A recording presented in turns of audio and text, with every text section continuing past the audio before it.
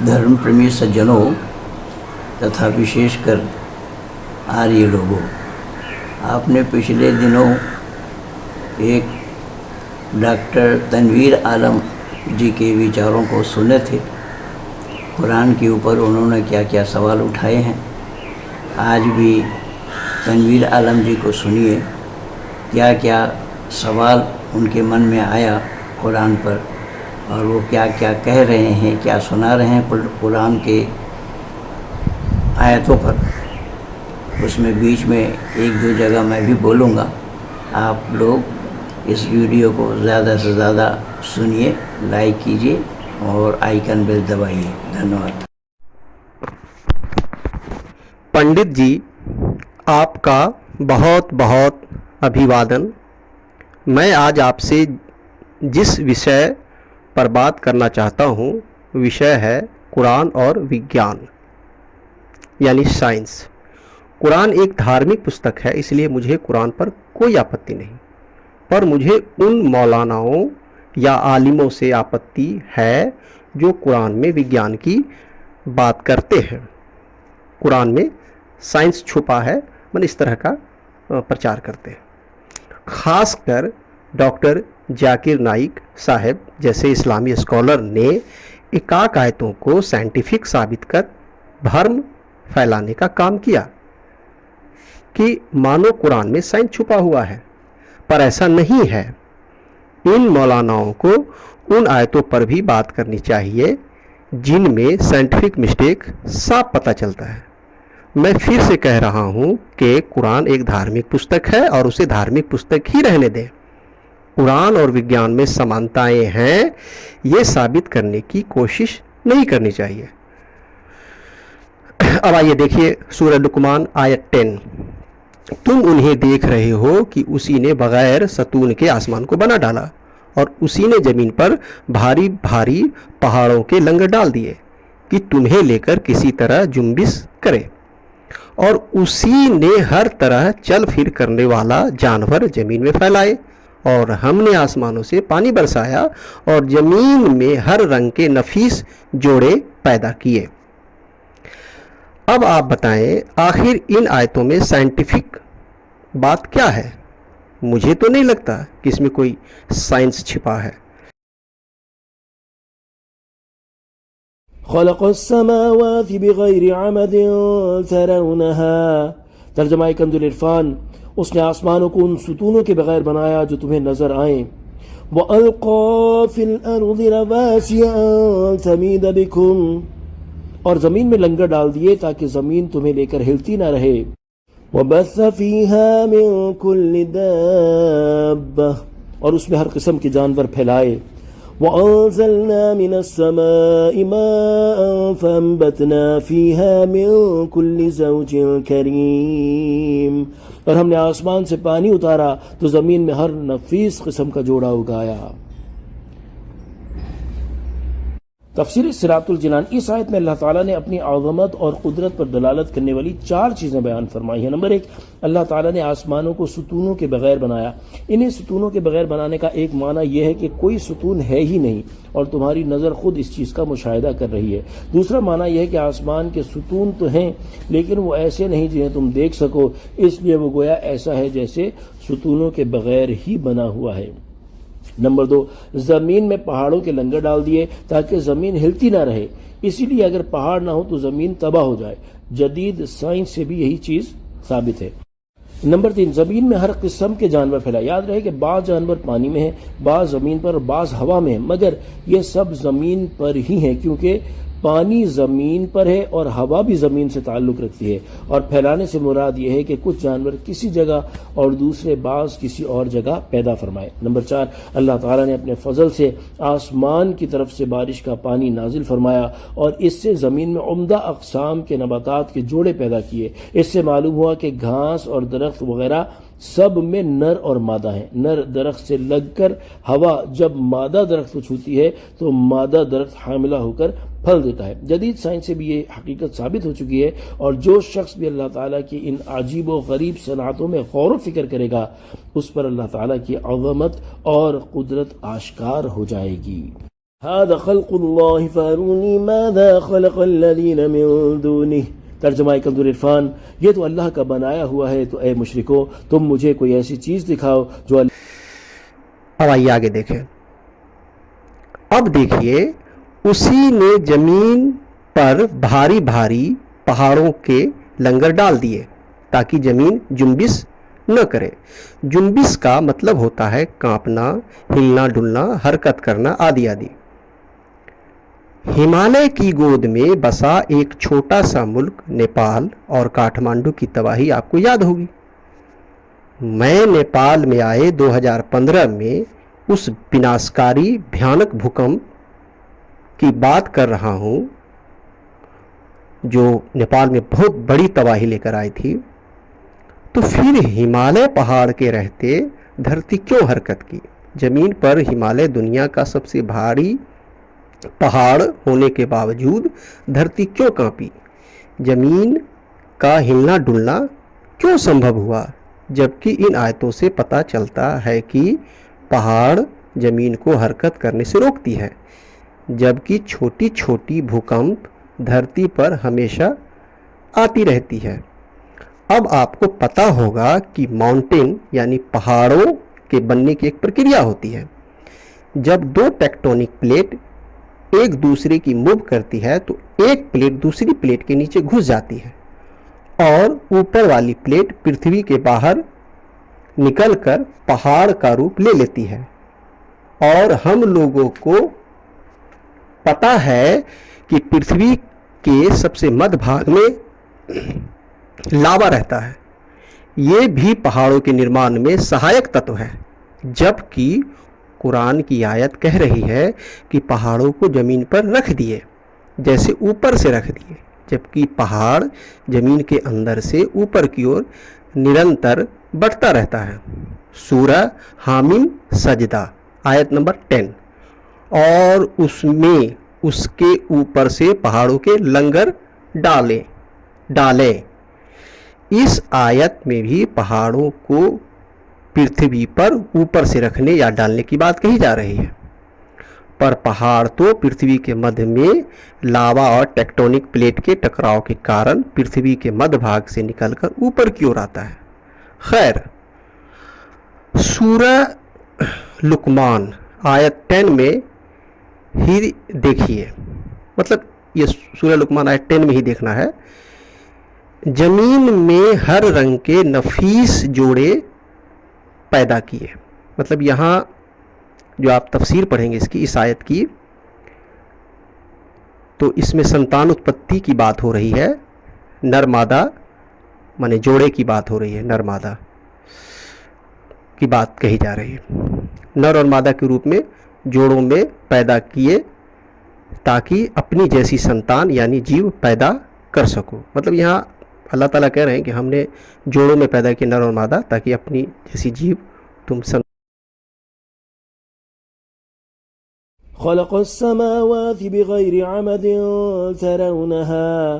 तर्जुमा कंज़ुल इरफ़ान, उसने आसमानों को उन सुतूनों के बगैर बनाया जो तुम्हें नजर आए। वअल्क़ा फ़िल अर्ज़ि रवासिया अन तमीद बिकुम, और ज़मीन में लंगर डाल दिए ताकि ज़मीन तुम्हें लेकर हिलती ना रहे।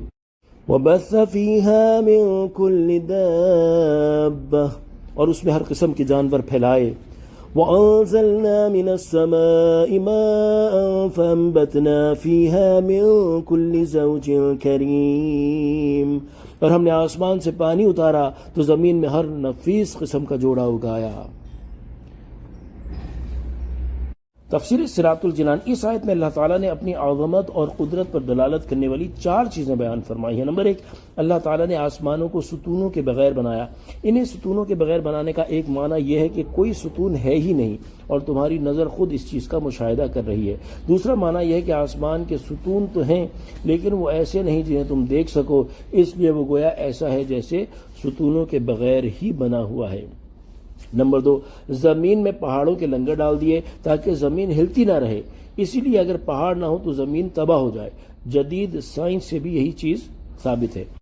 नंबर 3, जमीन में हर किस्म के जानवर फैलाए। याद रहे कि बाज़ जानवर पानी में है, बाज़ जमीन पर, बाज़ हवा में है, मगर ये सब जमीन पर ही हैं क्योंकि पानी ज़मीन पर है और हवा भी ज़मीन से ताल्लुक़ रखती है, और फैलाने से मुराद यह है कि कुछ जानवर किसी जगह और दूसरे बाज़ किसी और जगह पैदा फरमाए। नंबर 4, अल्लाह ताला ने अपने फजल से आसमान की तरफ से बारिश का पानी नाजिल फरमाया और इससे ज़मीन में उम्दा अक़साम के नबातात के जोड़े पैदा किए। इससे मालूम हुआ कि घास और दरख्त वगैरह सब में नर और मादा है। नर दरख्त से लगकर हवा जब मादा दरख्त को छूती है तो मादा दरख्त हामिला होकर फल देता है। जदीद साइंस से भी ये हकीकत साबित हो चुकी है, और जो शख्स भी अल्लाह ताला की इन अजीब व गरीब सनातों में गौर व फिक्र करेगा उस पर अल्लाह ताला की अज़मत और कुदरत आश्कार हो जाएगी। हादा खल्क़ुल्लाहि फ़अरूनी माज़ा ख़लक़ल्लज़ीना मिन दुनिह। तर्जुमा कंदूर इरफान, ये तो अल्लाह का बनाया हुआ है, तो ए मुशरिको तुम मुझे कोई ऐसी चीज़ दिखाओ जो संतान जो है आगे पैदा करके अपनी नस्ल को बढ़ा सकते हो। अब देखने वाली बात यह है कि जन्म दो प्रकार से होता है, लैंगिक जनन और अलैंगिक जनन। लैंगिक जनन के लिए नर और मादा का होना अनिवार्य है, पर अलैंगिक जनन में ऐसा नहीं है। अलैंगिक जनन इस प्रकार के जनन में दो जीवों की भागीदारी नहीं होती। सही पूछिए बंधुओं ने। तो डॉक्टर साहब ने आज बहुत अहम सवाल पूछा है, और ये कुरान में नहीं है। कुरान तो जानता भी नहीं है कि अनसेक्चुअल क्या है और सेक्चुअल क्या है, कुरान जानता ही नहीं है।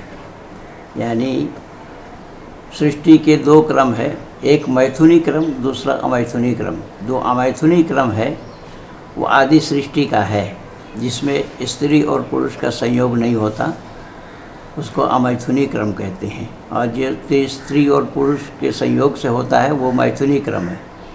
तो अल्लाह तो अमैथुनी क्रम की चर्चा कुरान में की ही नहीं, कहीं भी नहीं आया कुरान में कि हाँ अमैथुनी सृष्टि नाम की भी कोई सृष्टि है।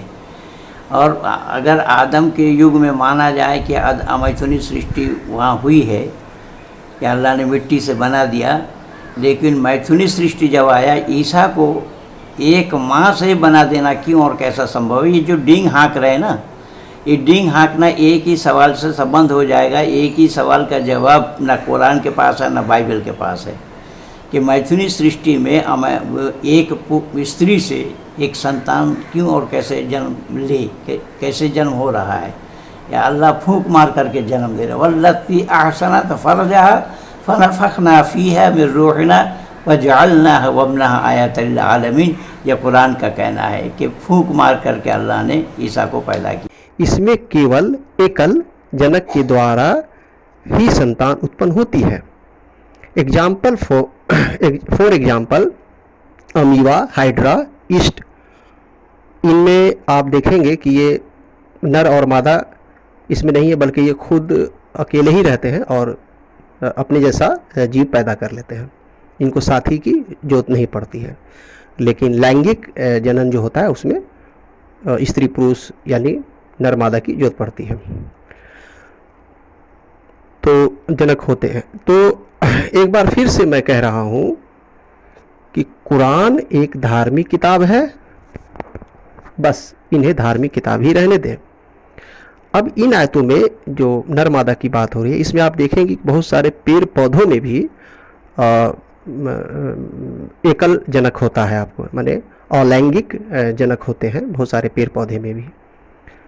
तो यहाँ पर यह आयत क्या कह रही है मेरे समझ में नहीं आ रहा है। आप मुझसे बेहतर समझ सकते हैं। अब आइए दूसरी बात करते हैं। दुरूद शरीफ, दुरूद इब्राहिम की अहमियत कितनी है आपको पता होगा, ख़ासकर नमाज के अंदर। अल्लाहुम्मा सल्ली अला मुहम्मदिन व अला आले मुहम्मदिन कमा सल्लैता अला इब्राहिम व अला आले इब्राहिम इन्नका हमीदुम मजीद। तर्जुमा, ए अल्लाह रहमत नाजिल फरमा मोहम्मद सल्लल्लाहु अलैहि वसल्लम पर और आले मोहम्मद पर, जैसे तूने रहमत फरमाई इब्राहिम अलैहिस्सलाम पर और आले इब्राहिम पर। ए अल्लाह बरकत फरमा मोहम्मद सल्लल्लाहु अलैहि वसल्लम पर और आले मोहम्मद पर, जैसे तूने बरकत फरमाई इब्राहीम अलैहिस्सलाम पर और आले इब्राहीम पर। जब मैं दरूद अरबी में पढ़ता तो खूब पढ़ता, पर जब इसके तर्जुमे को पढ़ा तो मुझे लगा कि अल्लाह ताला ने पूरे कायनात को, यहाँ तक कि सूरज और चाँद को, मतलब पूरी दुनिया ही हजरत मोहम्मद सल्लल्लाहु अलैहि वसल्लम के लिए बनाई गई। डॉक्टर साहब ने दरूद के एक भाग को सुनाया, दूसरा भाग नहीं सुनाया। इन्होंने सुनाया अल्लाहुम्मा सल्लि अला मुहम्मदिन व अला आलि मुहम्मदिन कमा सल्लैता अला इब्राहीम व अला आलि इब्राहीम इन्नका हमीदुम मजीद। दूसरा भाग है अल्लाहुम्मा बारिक अला मुहम्मदिन व अला आलि मुहम्मदिन कमा बारकता अला इब्राहीम व अला आलि इब्राहीम इन्नका हमीदुम मजीद। ये दोनों मिला करके ये पूरा दरूद है। इसका तर्जुमा है, आया अल्लाह रब जब नाजिल फरमा, रहमत नाजिल फरमा तो रसूलुल्लाह सल्लल्लाहु अलैहि वसल्लम पर और उनके आल पर मोहम्मद की जैसी बरकत नाजिल फरमाई तूने इब्राहीम पर और उनके आल पर। इब्राहीम की बेशक तू शरीफ के लायक बड़ी तर्जुमा, बड़ी बुजुर्गी वाला है। ये दरूद शरीफ का अर्थ है। लेकिन दरूद यहाँ पर मोहम्मद से लेकर के इब्राहीम तक उनके आल व अयाल पर, उनके वंशजों पर जो दरूद भेज रहे हैं, बस सवाल ये पैदा होता है कि हज़रत मोहम्मद साहब के जितने भी चाचा थे, एक ने भी इस्लाम स्वीकार नहीं किया और दरूद उनके लिए भी भेजे जा रहे हैं। ये क्यों और कैसा संभव हो रहा है? उनके लिए कोई क्यों दरूद भेजने जा रहे हैं जो इस्लाम ही स्वीकार नहीं किया? तो और वो नबी है, हमारे अल्लाह के महबूब हैं, उनका जन्नत में जाना तय है। अल्लाह की रहमो करम होनी ही है नबी सल्लल्लाहु अलैहि वसल्लम पर। फिर हम लोग 1400 साल से क़यामत तक उन पर दरूद क्यों भेजते हैं? अल्लाह से उन पे रहमत और बरकत के लिए हम लोग क्यों दुआ करते हैं? रहमत का अर्थ होता है ईश्वरीय दया और रहमो करम, कृपा, तरस, मेहरबानी आदि आदि। तो फिर हम अपने नबी के लिए ईश्वरीय दया या रहमो करम की दुआ क्यों करते हैं? जबकि मैं और मेरे ख़ानदान वालों की क्या गारंटी कि जन्नत नसीब होगी भी कि नहीं? हम लोगों पर अल्लाह ताला का रहमो करम होगा भी कि नहीं होगा, लेकिन हमारे नबी पर तो गारंटी है कि हमारे नबी जो हैं वो गारंटी है कि वो जन्नत में जाएंगे। उन पर अल्लाह का रहमो करम होना ही है, उन पे ईश्वरीय दया जो है वो होनी ही है। तो फिर हम उन पे दरूद भेजकर उन पे ईश्वरीय दया के लिए दरूद क्यों पढ़ते हैं? ये मेरे समझ में नहीं आता है। फॉर एग्ज़ाम्पल, जैसे सऊदी अरब के बादशाह या बिल गेट्स, ये लोग दुनिया के बहुत पैसे वाले लोग हैं, दौलतमंद लोग हैं। अब हम दुआ करें ईश्वर से या अल्लाह से कि भाई इन लोगों को धनवान बना दे, बिल गेट्स को धनवान बना दे, सऊदी अरब के बादशाह को धनवान बना दे, धीरू भाई अंबानी के फैमिली को धनवान बना दे। तो भाई ये कैसी दुआ है? जबकि हमें ये दुआ करनी चाहिए कि गरीब जो इंसान है या गरीब मुसलमान है, उनको भगवान या अल्लाह या ईश्वर जो है वो धनवान बना दे, उनका पेट भरे। धीरू भाई अंबानी या सऊदी अरब के बादशाह या बिल गेट्स जैसे लोग का तो पेट वैसे भी भरा हुआ है, उनकी तिजोरी खचाखच भरी हुई है। तो जिनकी तिजोरी भरी हुई है, जिनके पास दौलत का अंबार है, हम उनके दौलत में बढ़ोतरी के लिए दुआ करते हैं। हमें उन लोगों के लिए दुआ करनी चाहिए जिनके पास दौलत नहीं है। तो ये जो हमारे जो नबी हैं, जो पैगंबर हैं, उन पर तो ईश्वरीय दया होनी ही है, उनको तो जन्नत मिलेगी ही। हमें क्या मिलेगा इसकी क्या गारंटी है? लेकिन हम दरूद भेजकर उन पर ईश्वरीय दया के लिए अल्लाह से गुहार लगाते रहते हैं दिन भर में 5 बार, और 1400 साल से लेकर क़यामत तक आपको गुहार लगाना है कि अल्लाह तू नबी पे या पैगंबरों पे ईश्वरीय दया कर, बल्कि उनके ख़ानदान वाले पे ईश्वरीय दया कर। तो ये बात, इस बात को लेकर मैंने एक आलिम से बात की, तो वो कहने लगे कि आले मोहम्मद में सभी मुसलमान आ जाते हैं, अब आप ज़्यादा मुताला या ज़्यादा न सोचें, ये कहकर वो मेरे सवाल को हल्के में लेकर चले जाते हैं। भाई सवाल जब पैदा होता है तो सवाल करूँगा ना। तो मौलाना साहब जो है वो मुझे मना कर देते हैं। तो आप लोगों ने सुन लिया है कितनी माकूल सवाल उठाया है माननीय डॉक्टर साहब ने कि अल्लाह ताला के नबी हैं, अल्लाह ताला के प्यारे हैं, अल्लाह ताला के ख़ास पैगंबर हैं, रसूल हैं, और ऐसे पर हम लोग दरूद भेजते हैं। जब अल्लाह ताला ने वादा किया हुआ है कि अल्लाह तू वादा किया हुआ है कि उनके आल वायाल को जैसा भी है अल्लाह का रहम व करम होना है, और सबके लिए वो सिफारिश भी करेंगे, और वो सिफारिश करेंगे सबके लिए, और उनके लिए अल्लाह से सिफारिश कर रहे हैं हर एक मुसलमान। जो मुसलमान जन्नत के हकदार भी नहीं है, क्योंकि वो जितने भी मुसलमान हैं वो जाएंगे एक ही जन्नत में, बाकी सब जहन्नुमी हैं। इसमें आप लोगों ने देखा कि जो जहन्नुमी है वो उनके लिए दरूद भेज रहे हैं। यहाँ पर इतनी सी नहीं, मैं एक बात और जोड़ रहा हूँ कि अज़ान के बाद जो दुआ पढ़ते हैं उसमें भी क्या बताया गया है, उसको भी आप लोग एक बार सुनिए कि अल्लाहुम्मा रब्ब हाज़िहि दाअवति ताम्मति वस्सलातिल क़ाइमति आति मुहम्मदिल वसीला वल फ़ज़ीला वद्दरजतर रफ़ीआ वबअसहु मक़ामम महमूदनिल्लज़ी वअदतहु वरज़ुक़ना शफ़ाअतहु यौमल क़ियामा इन्नका ला तुख़लिफ़ुल मियाद। इसमें क्या बताया गया है, हे अल्लाह तू परवरदिगार इसे पुकार के जो मुकम्मल है और कायम होने वाली नमाज के हज़रत मोहम्मद सल्लल्लाहु अलैहि वसल्लम के उनके आल व अयाल पर को तस्लीम तो वसीला और फजीलत और बुलंद दर्जा अता फरमा, और उनको बड़ा कर मकाम महमूद में जिसका तूने अपने वादा किया है, जिसका तूने उनसे वादा किया है, और हमको क़यामत के दिन उसकी शफ़ाअत नसीब कर, बेशक तू वादा खिलाफ़ी नहीं करता। अब देखिए ये कितनी बड़ी जहालत है, कितनी बड़ी मूर्खता है कि ये खुद कह रहे हैं कि जब अल्लाह का वादा किया हुआ है और तू वादा खिलाफ़ी नहीं करता, और तू उसकी शफ़ाअत फरमा, और बेशक तू वादा खिलाफ़ी नहीं करता। जब वादा खिलाफ़ी नहीं करता, अल्लाह सब जानते हैं, जानने के बावजूद भी अल्लाह को याद दिलाया जा रहा है। मुझे ऐसा लगा कि अल्लाह को शायद याददाश्त की कमी होगी, अल्लाह की याददाश्त की कमी है, इसलिए अल्लाह को याद दिलाया जा रहा है। तो ये कितनी मूर्खता और जहालत की बातें हैं इस्लाम में।